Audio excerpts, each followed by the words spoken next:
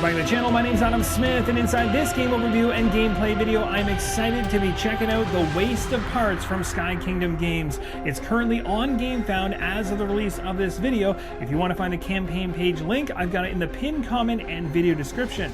If you haven't checked out my prototype unboxing, I definitely recommend you do. I'll also place a link to that one in the top right hand corner as well, so you can check it out. It goes over all these components up close, knowing that they're all prototype, not final, and they're subject to change. The aim of this video is to help you make an informed decision as to whether or not The Waste of Parts is for you. We're going to start things off by going over the game. We'll also go over all the components I've already set up and do the final touches of setup, and then we'll dive into a handful of rounds of play to show you how this thing flows and operates. The Waste of Parts is a cooperative game where players take on the role of crew members and must work together to defend their mech from enemies. When you're playing solo, you control 3 crew members. As I'm doing right here, I've already selected my crew numbers from a number which are available. We'll go over them in just a moment. Now, as the mech progresses, the crew members are going to gain upgrades and equipment to fight the ever-growing hordes of enemies coming after your mech. The players win if they manage to survive the journey of the mech and make it to the sanctuary. They lose if every crew member is downed or the mech is reduced to 0 hull points. Here's a look at the mech itself. It's a cross profile, so you can see the inside of the mech we'll be traveling inside of as we journey towards the sanctuary. Now, my 3 characters I've already set up, my crew members, are inside of this, and as part of setup, you can select where they're going to reside within the mech. You cannot have them in the waste section, which is down here along the bottom, but you can have them in any of the available areas from 1 to 12. So starting at the very top left, you have 1, it runs across to 4, then 5 to 8, and then 9 to 12. So as I just mentioned, the mech has 12 different rooms within it and a 13th room if you're counting the wasteland surrounding, which is along the very bottom underneath the mech.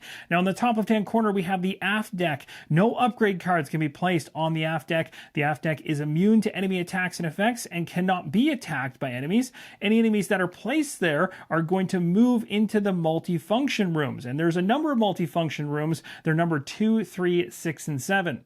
So as we're focusing on the left-hand side of the mech here, we have 2 multi-purpose rooms, 2 and 6 in view. You'll also see a yellow ladder in between, letting us know we can traverse up or down between the rooms. You can also go through doorways leading to adjacent rooms. So of course, my crew member here could move to this room here, but of course could not move outside the mech to the left. Now, my crew member currently in room 5 is actually in what's known as the salvaging crane room. This is used to dredge up parts and items from the depths of the waste of parts, represented by drawing cards from a salvage deck. So the crane room can activate to draw these cards, allowing us to get salvage cards that we can potentially use, like scrap metal, for instance, or other things that might be able to benefit the mech itself as we progress. We'll talk more about this later on, but it's a very key spot to be inside of. You'll also see the crane represented there as well. The room in the bottom left-hand corner is known as the aft gun. You can even see the gun right here, so you can go into this room, and a crew member in the room can spend an action to fire the gun, making an attack against an enemy in the waist equal to the aft gun's attack level. The default is 3, and that can be increased again through room upgrades. So again, we have our waist area down here. So if enemies show up in this area, we can use this aft gun, for example, in order to shoot into this area. There's also a gun in the opposite position on the other side of the mech, number 12. That is the 4 gun. And in a similar manner, an individual can be in that one and also make shots into the waist as well. At this point, you can now clearly see the aft gun here and the 4 gun over here. Both of these, again, can shoot inside the waist area down below. But in between them, we have 2 rooms, and in the top right-hand corner, there are engine icons underneath the numerical values of 10 and 11. So rooms 10 and 11 are engine rooms. And these engine rooms, by default, contribute 1 speed to the mech. They're all about the speed the mech is moving. At the end of the round, the mech's going to advance equal to the sum of its speed. And the purpose is you're trying to get this thing to journey to the sanctuary. And it's going to take 35 total movement to get to that sanctuary, so you're going to need to get this mech moving. And so long as those engines are churning, by default you'll get 2 every single round, but you can choose when you're inside of these rooms to fuel this engine room, and you can actually get a boost in movement, which you'll see later on. Now focusing on the right-hand side of the mech, you'll see rooms 3 and 7, same as 2 and 6. These are multi-function rooms, as I mentioned earlier, but in terms of what that means, they do nothing by themselves, but they're commonly recipients of room upgrade cards that come as the game goes on. In the top right-hand corner of the mech, we have room number 4. This is known as the foredeck, very similar to the aft deck on the opposite side of the mech in the top left. Both of these locations, no upgrade cards can be placed. It's immune to enemy attacks and effects and can't be attacked. And whenever enemies spawn into these positions, they just move into the adjacent multifunctional room. So anything that comes through enemy-wise into number 4 moves into number 3. Anything that comes into 1 moves into 2. On the far right-hand side, in the middle, is room number 8, known as the cockpit. Cockpit is very important. It's required to be functional for the mech to actually move forwards in the first place. We'll talk more about that later on. It's on autopilot, though, and will move the mech forwards equal to the total mech speed at the end of each round, as we touched on just moments ago. Assuming other requirements to move are met, again, we'll touch on those requirements very soon, but essentially the cockpit you want to keep in tip-top shape so this mech is moving. Now, a very cool feature of the cockpit is if your crew member ends their turn in there, they can actually utilize other rooms remotely as if they're in the respective room. So for instance, if I have a crew member in the cockpit, I can actually use the salvaging crane, for instance, or the aft gun, or the foregun. The only thing is that it's going to be at 50% efficiency rounded up. So whatever you're doing, if it happens to be an attack of 3 with the foregun from the cockpit, and it's a 3 value attack, it's going to be halved, which is going to be 1.5, rounded up is 2. So you're rolling 2 dice instead of 3. Still pretty good and very situationally useful strategically, because you may not be able to get to the other side of the mech to utilize certain rooms with the actions you have. Last but not least, we have room number 13, which is outside the mech. It's considered the waste area, as we touched on before. The waste cannot be entered by any crew member or enemy, nor can it be attacked by any enemies that spawn there.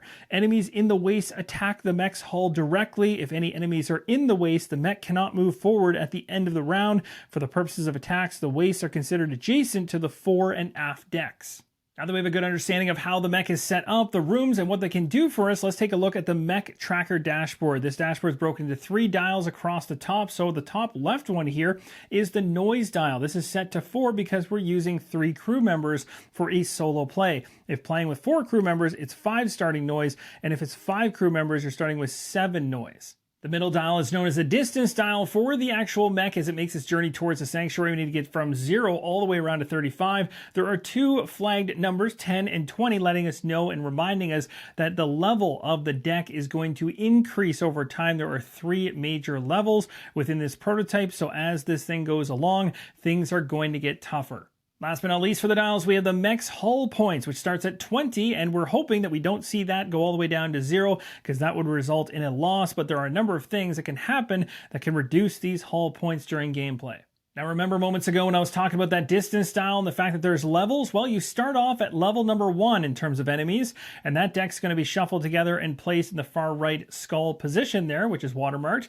There's also a deck of level 2 and level 3. They stay out of the equation until the appropriate time. With the level 1 deck all shuffled and set up, we now go to the salvage deck, which is much larger, and we're going to take out 2 scrap metal cards, which will go into our scrap pile. The rest will be shuffled face down. So to set up this bottom left-hand corner, very simple. As I just mentioned, grab all the salvage cards, pull out 2 scrap metal cards face up and place them in what's known as a scrap pile area, and then you're going to go ahead and shuffle the rest, place them face down, and that is your salvage deck. The next step of setup is to select your crew. You'll have a number of individuals to choose from. I've chosen my 3. Here's an example of one of them inside the tray. You'll place these gears and they will rotate. There'll be an arrow on them. You'll go ahead and place them so that the arrow is pointing to the yellow number. So for each of the crew members, it's going to start with 3 health, 1 for attack, and then 3 for actions. And then you get to decide between one of these 2 abilities by placing a metal cube into the slot. As you saw, the mechanic was one of my crew members. My other crew member is the firefighter, and this one does not have a tray for it to sit inside of. For the prototype, there's only 1 character tray, but in the final version of the game, don't worry, there'll be character trays for everybody to have one. So for now, in this prototype and in this play, it's simply going to lay right on the playmat itself. We can still turn the gears and everything still works, no problem, but in the final version, it'll look even better than this. So again, all the dials have been set to the yellow numerical values, and I've chosen one of the abilities out of the 2 that are here. The mechanic, the firefighter, and now the experiment are my 3 crew members, and it's worth noting that this right here is from Arkham Horror, the card game. It is not part of the prototype or the final version whatsoever. I'm using this as my first player marker. Here's a look at the dice, and there's an important thing to mention around this for the prototype only. There was an error when it was printed in terms of these dice, and the 3 should actually be a hit. So 3, 4, 5, and 6 are all hits. 1 and 2 are misses. Keep that in mind because the icon's going to throw you as I go through gameplay. So again, 3 to 6 are hits. These next two components are tied to the rooms and their states. So the first state is the happy state, where everything's functioning and working as normal, which is the way the mech starts out as. As soon as there is an enemy left alone in a room and no player is present and it has the chance to, it's going to attack the room it's in, which is going to damage the room. You then place an inoperable card on top of the room, and at that point in time, the effects and abilities become non-functional until it is repaired. Now, if the room is attacked yet again by either the same enemy or another enemy later on, or potentially if there were multiple enemies in the same room all triggering at the same time, they can actually bring a room from its happy state of functioning all the way to its on fire state. So it can either happen incrementally or it can just really shoot straight down to on fire. Now, when an on fire card is placed, the room is set on fire and you discard all upgrade cards from that slot. Having a room or multiple rooms on fire is not a good thing because at the end of the round, every room that's on fire is going to contribute 1 damage to the hull of the mech. So you'll most definitely want to have your crew members focus on repairing those on fire rooms back to inoperable and then back to functional through the repair ability that they have. We'll talk more about this when we get into crew member actions, but it's also worth noting that when rooms are on fire, they deal no damage to enemies or crew members. Last but not least, we have the enemy tracker board, and this is the board where the enemies that will come after the mech will be placed when they're spawned. So instead of spawning them within the mech themselves on the major game board, where room upgrades will be and the standees will be, you place and track things here for the enemies in 1 to 12, which is specific to the mech itself. That's going to do it for the game overview section of the video. We're now ready to move towards gameplay, but first let's talk about turns and rounds. The waste of parts is played in rounds, which are split up by each player's turn. The player with the first player card, in my case, that's the crew member known as the experiment, is going to take their turn first. That turn then progresses clockwise until everyone has taken their turn, so all 3 of my crew members, and then once that has completed, we go to end of round where special actions including the enemies spawning and attacking and salvage cards being drawn and the mech advancing forward all happens. So how do we lose the game? Well, if all crew members are down at the same time, and as I talked about earlier, each of the crew members start with 3 HP. So if all 3 of them go down, or the mech is reduced to 0 hull points, the players immediately lose the game. Now, to win the game, as you already know, we need to reach the 35th unit of the distance track.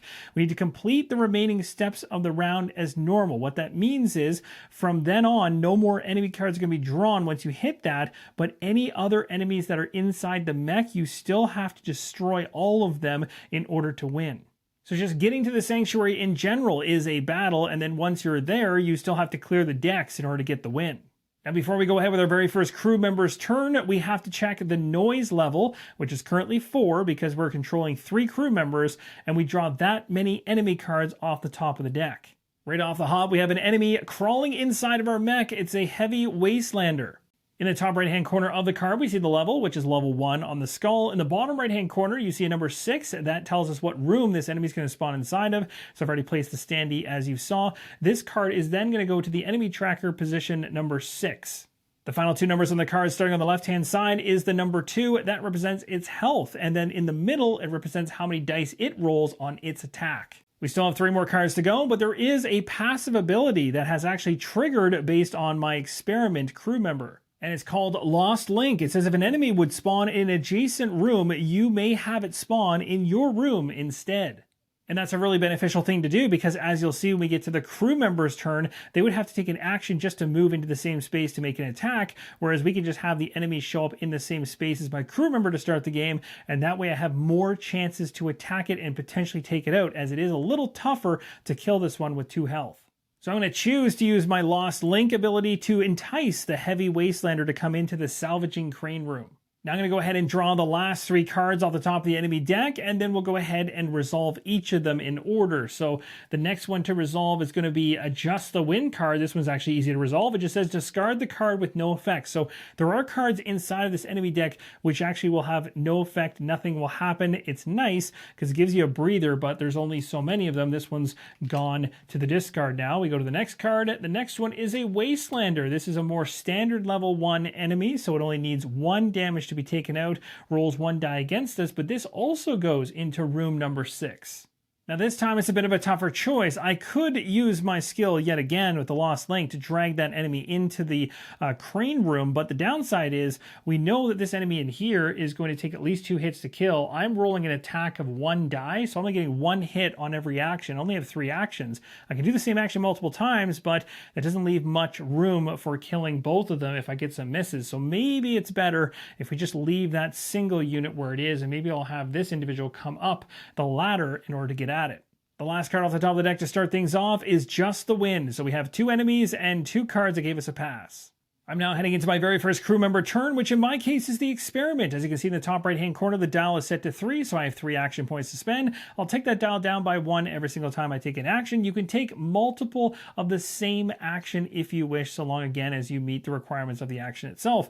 What kind of actions can you do with a crew member? Well, you can move, you can attack, you can repair, you can extinguish, you can mend, fuel, drop, pick up, trade, or revive. So what do each of those different actions mean? Well, moving's easy. You're moving from one adjacent room to another, or you're potentially moving up a level in the mech or down a level in the mech if there is a ladder between the rooms only. The other thing you could do is attack. Of course, if there's an enemy in your space, you can choose to target it, make an attack. You look at your attack dial in the center of your dashboard. In my case, all my crew members start unarmed with no weapons, so they're rolling a single die. If you happen to find a weapon through the salvage deck over time, then your weapon now takes precedence for how many dice you roll, and in that case, you can potentially have a lot more dice. Now, the downside is if you happen to roll a 1 during using a gun, you can jam the gun, and it ends up becoming scrap and goes into that scrap pile where we currently have 2 scrap metal cards. Now the next 2 actions are all about getting rooms back to a better state. So if you're in a room that is considered inoperable, then you can go in and you can repair it as an action to bring it to functional. No enemies can be present in that room. You can also go into a room that is on fire and bring it to inoperable. So at least you're getting it from damaging your hull. And again, no enemies can be present if you choose to extinguish as an action. A very helpful action for your crew members is to mend them. You can be in the same room with another crew member present that's hurt, and you can restore 1 health point as an action.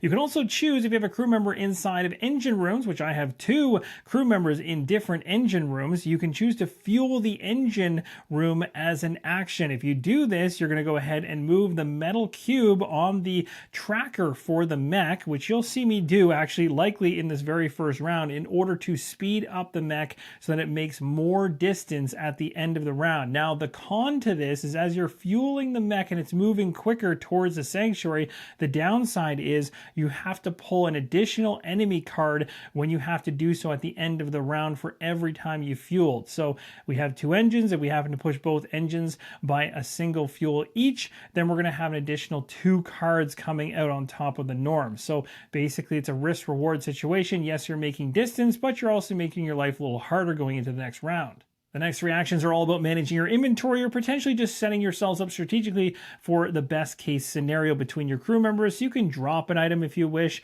You can pick up an item. You can trade items 1 for 1. The final action is to revive a downed crew member, which is present in your room. It costs 2 action points to do this, though. Now, this likely isn't shocking, but I'm inside the same room as an enemy right now, a tough one, a heavy wastelander, and I'm going to make an attack. So we're going to go ahead and tick this dial down by 1. We're going to make an attack based on my 1 here. We're going to roll a die. Remember, 3, 4, 5, and 6 are all hits. Let's see how we do for the first attack. We got ourselves a 3. That is a hit. The heavy wastelander is in room number 5. As you can see, the wastelander is in room number 6. We hit the heavy wastelander, which is currently in the crane room, so 1 damage there. We need 1 more to take it out. The Experiment crew member is going to keep on pushing to try and take out this heavy wastelander. We're looking for a 3 to 6. Let's see if we get it. We got it again.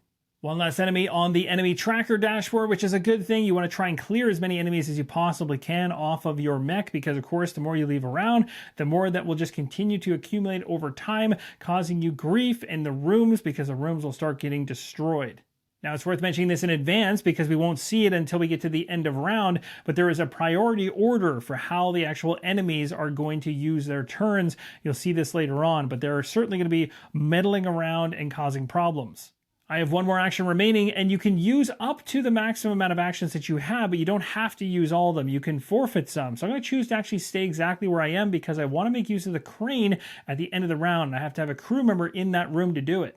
The next crew member to go is the mechanic, and there is a wastelander just to the north, so we've gone up the ladder for one action. I've moved my action dial for the mechanic. We're now going to make an attack, so another action point gone. Let's roll the die. If we get a hit on this, the thing is gone, so here's hoping that happens. We got ourselves a 4. That's a hit. We've taken out both enemies. With the wastelander down, I'm going to choose to head south back to the engine room. Just like that, 2 crew members have gone. We're now on to the third one.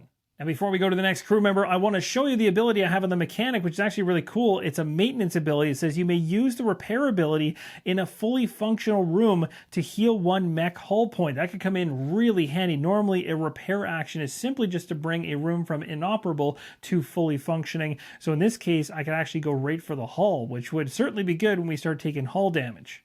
The firefighter over here has an ability that says emergency response. Whenever you extinguish a room, that room becomes functional instead of inoperable. So basically you get to jump up 2 levels because the firefighter is, of course, very efficient at putting out fires and getting things back online. The firefighter begins his turn, and he doesn't really have much to worry about in terms of enemies, so he can actually be kind of productive here. We're going to go ahead and have him fuel the engine.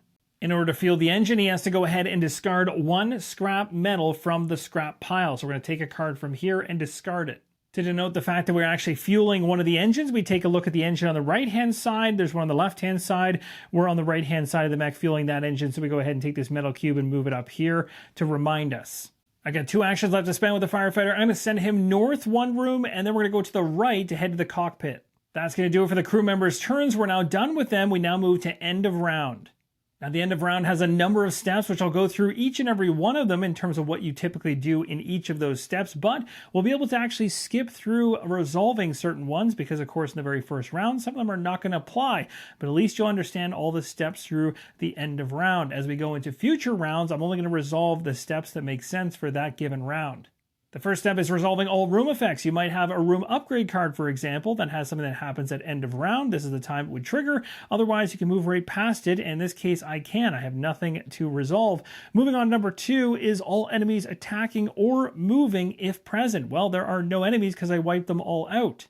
However, I do want to touch on the enemy behavior priority in case we actually had enemies on the board. So first off, you take a look at the enemy and it would attack crew members in the current room. So in other words, if there was an enemy in a room with 1 crew member, it attacks the 1 crew member. If there's 2 crew members in a room with 1 enemy, the enemy attacks both crew members and rolls a die for each of them, or dice for each of them if it's maybe a heavy hitter enemy. The next thing it will prioritize, if it can't attack crew members in the current room, is it'll try to damage the room until it's on fire. Remember, it's a couple stages to get to the point of being on fire, so it will work its way down. Now, if it's just 1 enemy in a room that's currently functional, it goes down to inoperable. If there's 2 enemies in a room that's functional, it drops all the way down to being on fire. So keep that in mind. All the enemies could basically go ravenous and destroy the room. If there was 3 enemies inside the room, they would all ravenously rip apart the room and it would go on fire as well. Now, if they're already in a room that's on fire, they're going to do something else. They're going to move towards the nearest adjacent crew member, prioritizing those closest to the cockpit. The next priority in the list it would look for is trying to move towards the nearest functional engine room to obviously try and destroy. The last thing it will do, if none of those other things are options, is just remain stationary. Moving on to number 3 for end of round is about the mech suffering fire damage. So if any of the rooms are on fire, they're going to do 1 point of damage for each of them to the hull. Next, the mech is going to advance forward to its current speed. It's going to move an additional unit for each time an engine room was fueled. So it's moving because we have 2 good engines properly working right now. So that means we get 2 movement on the distance dial, but we also fueled 1, so we get 3 total distance. So we made a little bit more headway on round number 1. Now, before you actually advance the mech, there are some criteria that you have to meet in order to be able to move the mech. Now, I just went ahead and did it because I know my mech's in good shape. But as the rounds go on, you have to ensure both engine rooms are functional, the cockpit is functional, and there are no enemies occupying the waste area, which is the area at the bottom of the entire game board. If one of those 3 conditions aren't met, then the mech is not going to be advancing at the end of the round. And if that happens, the engines of the mech are going idle. So basically what happens is any noise penalty that's incurred by engine upgrades are going to be halved until the mech is ready to advance again. So you get a little bit of an advantage on the noise thing coming back to bite you, as you might have some upgrades go into your mech because you're not actually moving, but you're not advancing towards the sanctuary either, which is not exactly great. Number 5 for end of round is all about the crane. So if you have a crew member that's sitting inside of the room where the crane is, you can go ahead and draw salvage cards, and by default the crane will provide you with 2 salvage off the ground of the waist. As the mech was moving along, you were able to pick up some salvage with that crane, which is good. Now the other thing is, if you don't have somebody in this room at this time and you have someone inside of the cockpit, they can actually go ahead and leverage the crane from the cockpit so long as you have someone there. But again, it's only at half. So if it was a 2 by default for the crane, you're only getting 1 if you're operating it from the cockpit area. But in my case, I've got somebody in the cockpit and also in the back with the crane. So the crane takes precedence because I'm able to operate it directly. I get 2 salvage cards off the top of the deck. What do we have here? We got ourselves some scrap metal. So when we find scrap metal, we simply take this card and place it into our scrap pile, which again, we can use for things like fueling up this mech to get it moving faster, which is a plus, among other things. We'll go ahead and place that in there for now. The other one we got is a room upgrade. We can choose to use this or we can actually scrap it. So eventually, as you go along through the game, you might choose the first time you get one of these upgrade cards, and this is actually a really good one. It's a waist stirrer crane. So it's going to actually increase how much I can actually get during this step of end of round. So it's perfect. So basically, if I go ahead and place this right here as a room upgrade going forward, instead of the default of 2, I'm now able to get 4 salvage cards off the deck. A huge upgrade. Now, let's say hypothetically over time, I pulled some more cards and I got another upgrade that could go here and I don't want to use it. Well, I can scrap anything that I get off this deck and put it in here instead and use it as a scrap pile card. Step number 6 is all about using scrap to actually convert it any number of times to resources. So I could discard 2 scrap to heal the mech by 1 HP. I could discard 3 scrap to rummage for either a room upgrade or equipment card. I currently have 2 scrap, but I don't need to heal my mech right now, and I need 1 more scrap in order to rummage to try to find a room upgrade or an equipment card. So unfortunately, I won't be taking advantage of this right now. We'll move on to step number 7. Now, one important thing to note about a room upgrade card in the top right-hand corner is you'll see the second symbol, the one towards the bottom that looks like a crane. It lets you know exactly what location you can potentially place this room upgrade inside of. So it works for this right here. But you also see another number above it, and that number is a 1, and it indicates your noise being increased by 1. So I actually missed going ahead and ticking that up by 1. There's no gameplay impact, but don't forget, if you happen to put a room upgrade in or anything gameplay-wise that tells you to increase your noise, do that right away. That noise is really important to capture here on the dial because as we go into step number 7, it ties to noise. Step number 7 of end of round is drawing and resolving a number of enemy cards equal to the noise level 1 at a time. So our noise level is now at 5 because we have ourselves a more effective crane making a lot more noise, but we also had to put the cube that I moved back here back up because this is the appropriate time when we actually move it down, because during step number 7, we're going to draw 5 enemy cards based on the noise being 5 and an additional enemy card because we fueled the engines. So we're going to have 6 enemy cards coming out and resolving, and then this cube can move down here. Well, here's hoping this isn't too painful. That's a lot of cards. The first one off the top is debris. This is going to be one that actually goes into the waste row. The debris has a health of 4. Once it's destroyed, though, we get to scrap the card. So it's pretty good. It actually counts as scrap when we take it out, which is nice. We could use the fore or aft gun in order to take shots at this area and take it out. Again, we cannot move at the end of the next round if we have anything sitting inside of this waste area. The next card off the top is just the wind. Thank goodness. Nothing to worry about there. We'll go for the next card off the top of the deck, and it is Heavy Wastelander making a return. This time the Heavy Wastelander is going to room number 7, and so I can't muddle with it using the experiment crew member. So we'll continue on. That's 3 cards in. We got 3 more to go. Next one is Just the Wind. I like that. Nothing there. 2 more to go. We got another Just the Wind. I like that. Can we get another one? Or maybe we'll get an enemy. We'll see. Okay, a Wastelander. Now, as we talked about before, way up in the top right-hand corner and the top left-hand corner of the mech, enemies that come into those spaces cannot stay in those spaces. They enter through there if they spawn there, but they immediately move to the multi-purpose room. So that Wastelander has moved from room 4 to 3, so we'll go ahead and move this card here on the board as well. The next two steps we'll do in a row. We have 8 and 9. 8 is if the mech has reached a milestone, we shuffle in the appropriate cards to the enemy deck. So in other words, if we happen to have made enough distance to hit a milestone like 10 or 20, for instance, then we'd have new levels worth of enemies and fun going into the deck. We don't have to worry about that right now. So step number 9 is passing the first player card or miniature clockwise. In this case, it is a skull, and that is not part of this prototype or the final version. Last but not least, we reset all the action dials back to 3 actions for each of the crew members, and that's going to do it for end of round. Now, something that is worth mentioning is that if an enemy card is drawn during the end of round and there are no acrylic standees left remaining to represent that particular enemy, instead you discard the card and the mech takes damage equal to the discarded enemy's health. So basically at that point, you've got so many enemies inside of your mech and you're not doing a really good job of managing it. The hull is just taking tons of damage. So you can see how pushing the fuel in the engines in the last round kind of picked things up in a way that makes things a little bit tougher going into this round. Yes, we gained some more ground, but we have a little bit more enemies to contend with this time.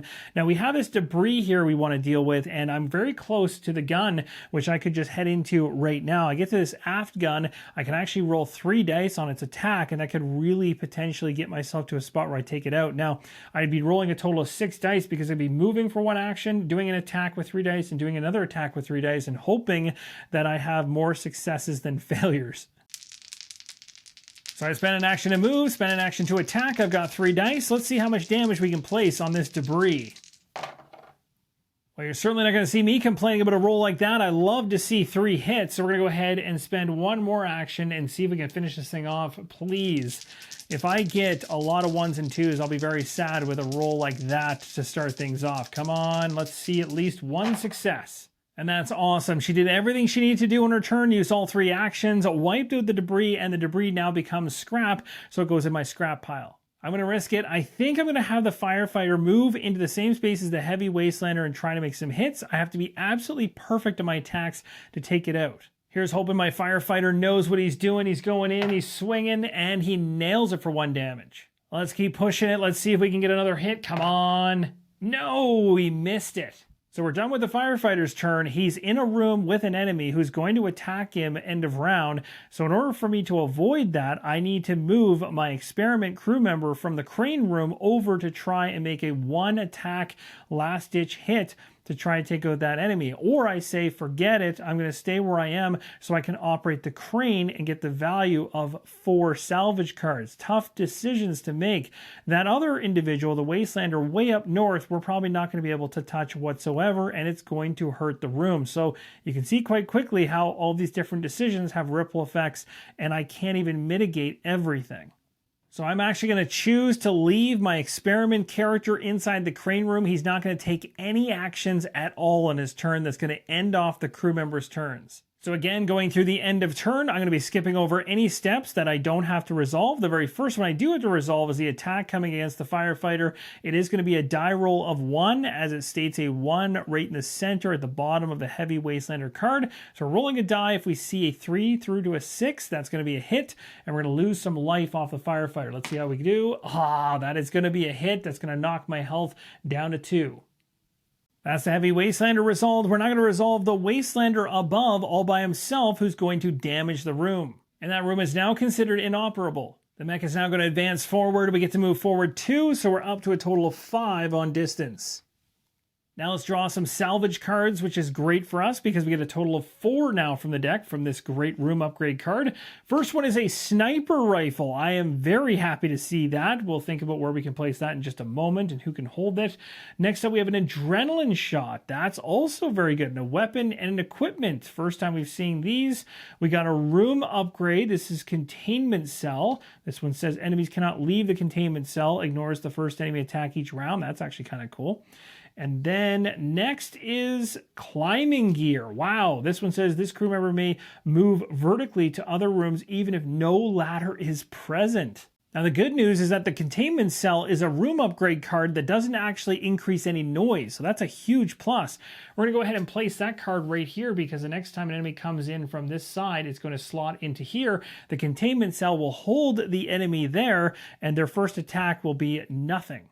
I'm going to choose to give the firefighter 2 of the cards. He's going to be a little bit greedy. He's going to take the sniper rifle as well as the climbing gear because the sniper rifle is so useful on the attacking side of the equation. I want him to be able to traverse areas easily without ladders and be able to get to where he needs to go. The cool thing about the sniper rifle, and one thing worth mentioning, is not only are you rolling 2 dice when you choose to attack with it, you don't get the additional die from an unarmed attack. When you roll, you just get the dice from the actual sniper rifle if you choose to use that weapon. The other thing is when you use it, it has a reload icon in the top right hand corner, so it actually tilts sideways like this, and you have to spend another action in order to reload it and bring it back up again. The adrenaline shot, I'm going to choose to go to the medic, and it says discard to gain 1 action until the end of this round. So it's one of those one-time use things. Shoot yourself in the arm, boom, you pump up your amount of actions, and now you're a little bit more useful. Moving right along, we now get to choose whether we want to go ahead and discard any scrap to either heal the medic or to rummage. And I have 3 scrap and I really want to rummage. So I paid the scrap in order to do this rummage, and before I do the rummage, I have to choose whether I'm going after a room upgrade or an equipment card. And in my case, I'm going to choose, I think, to go for an equipment card. So let's see how this goes. Now we keep revealing cards until we find what we're looking for. There's an equipment card, so we take the very first one. This one's fire extinguisher. Discard to extinguish a room currently on fire your crew member is in or adjacent to. I'm going to choose to give the fire extinguisher to the experiment. Also worth mentioning, in the cards that you pull from a rummage, they just get shuffled and placed at the very bottom of the salvage deck. All right, it's time to draw some more enemies, and we're drawing based on the noise level, which is currently 5. Let's see how this goes. First one off the top of the deck is a heavy wastelander. This one is going in position 8. The poor firefighter seeing a lot of action on the right-hand side of this mech. Let's continue on. That was 1 card drawn. Next one is just the wind, thank goodness. Next one after that is a wastelander. 3 cards in, 2 enemies on the board. Let's see what the 4th one's going to be. It's just the wind. Next up, I'm hoping for just the wind because there's a lot of, oh my gosh, heavy wastelander. Well, things got busy really quick. At this point, we're going to pass the first player marker to the next player, which is going to be the firefighter, and reset everyone's actions. Going into round number 3, the firefighter's first action is going to be to take an attack, an unarmed attack, against the heavy wastelander in the same space. It already has 1 damage. We just need 1 more. I don't want to burn a good sniper hit and have to reload and burn a lot of actions just to guarantee this thing is dead. I'm going to try to unarmed kill this thing, and then we'll maybe use a sniper rifle to take out that annoying wastelander to the north that is going to set that place on fire if we don't deal with it. So let's go ahead and make an unarmed attack here and see how we do. Got ourselves a 5. The one in the room is gone. This makes me feel a little bit better, but things are pretty sketchy on the right-hand side of this game board right now. We're going to still try and take out the enemy to the north. I'm going to use my sniper rifle, so I'm able to roll 2 dice going into this. And then, of course, once I do, I'll have to reload to bring this thing back. We're going to go ahead and make a roll. Let's see how we do. With that wastelander dealt with, we're now going to go ahead with the final action and reload the sniper rifle to be ready for the next round. The firefighter took out 2 enemies. The experiment hopefully can take out this one using unarmed attacks. So we're going to go ahead with an action to do an unarmed attack. And we got ourselves a 4. That's 1 hit. We need 1 more. We got ourselves a 5. That one's gone. I'm going to choose not to use my 3rd action. I want to stay right there so we can do some salvaging. Next up, we've got the mechanic who is going to use the adrenaline shot. She's going to discard this right now in order to gain 1 additional action. With the adrenaline ripping through her, the medic is going to run 3 spaces, which is normally all she has for actions, but now she has an additional one to use against that one wastelander in the bottom right. She's going to do an unarmed attack. Cross your fingers. I'm really hoping I can pull this off and get it down to just 1 enemy on the mech. Let's see how we do. Got ourselves a 4. That's a hit. It is gone. Going into end of round, we've got 1 enemy on the mech, and it's going to damage the room it's in. Now, what's really unfortunate about this situation is that was the cockpit. Both of the engines are functional and there are no enemies in the waste area, but the cockpit being not functional is not going to allow us to advance at all. The experiment crew member is inside the crane room, so we get to draw 4 based on the card at the bottom right. We're going to go ahead and draw 4 salvage cards, see what we get. Disintegration field. It says room effect. You may discard this card to destroy all enemies in the room. That is awesome. Doesn't have any noise either, so we want to place this somewhere. I decided to place it with my firefighter. It is worth mentioning a room upgrade can't go into a space that is inoperable or on fire, so you have to pick something else.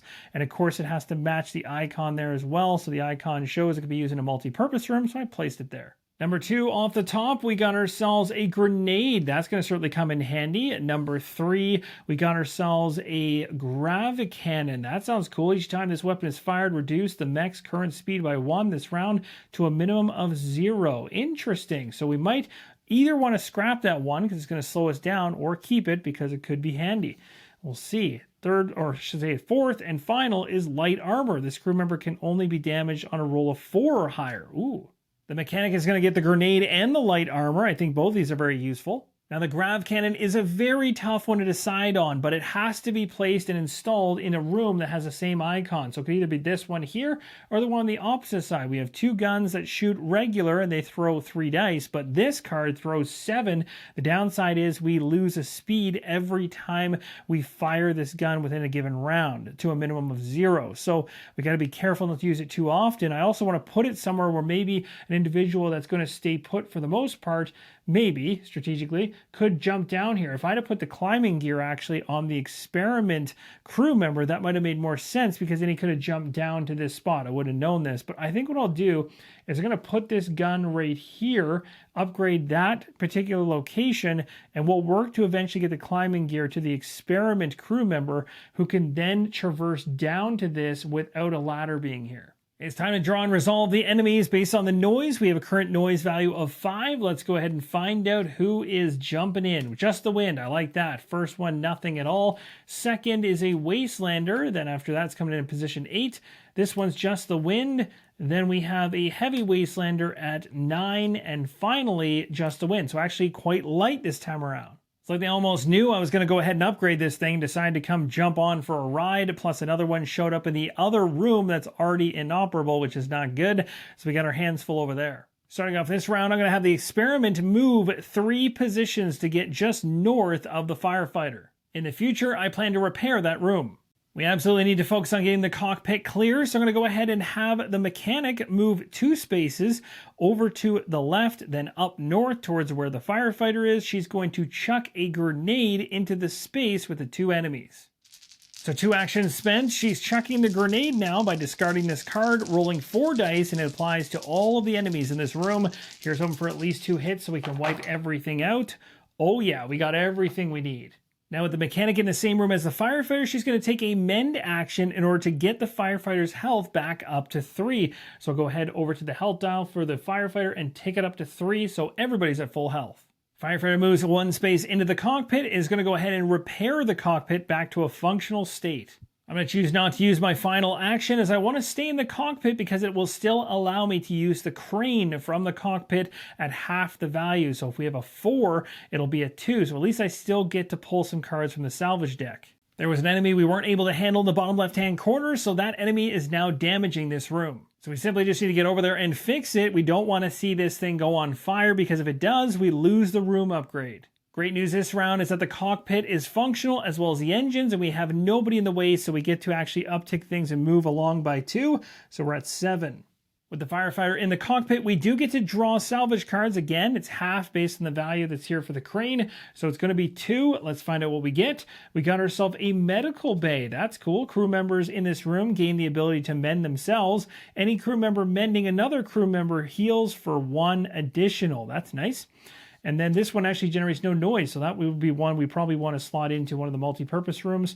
And then this one says one man's trash. This is a 2 scrap card. That's pretty nice. Scrap when drawn. It's not a bad idea to have a medical bay on board of your mech, so I've done just that. I could have also chosen to scrap it, and that would have added 1 scrap to the 2 that's now in the scrap pile for a total of 3. And right now, if I wanted to, I could go ahead and discard all 3 scrap in order to try and find an equipment card or potentially a different room upgrade. It's now time to draw cards for the noise that we have on our mech. Let's find out what we got this time. We got some debris. This one's going to go right down into this row in the waste. Next up, we have just the wind. Next after that, heavy wastelander going in position 12. After that, just the wind one more time. And finally, we've got wasteland mongrel, a new enemy. Well, I knew it couldn't stay quiet for that long. We got some more enemies to deal with inside the mech and outside.